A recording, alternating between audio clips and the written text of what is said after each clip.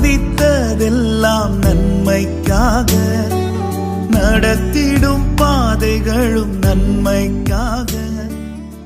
தேவரீர் அவனவன் செய்கைக்கு தக்கதாக பலனளிக்கிறீர். சங்கீதம் 62:12. அதினதின் காலத்தில் நேர்த்தியாய் செம்மையாய் எனக்கான யாவும் செய்து முடிப்பீர். அதினதின் காலத்தில் நேர்த்தியாய் செம்மையாய் எனக்கான யாவும் செய்து முடிப்பீர். உங்க கைகள் குறுகவில்லை, உம்மால் கூடாதது எதுவும் இல்லை.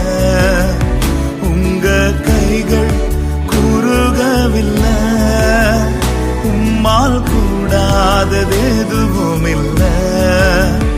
உம்மால் கூடாதது எதுவும்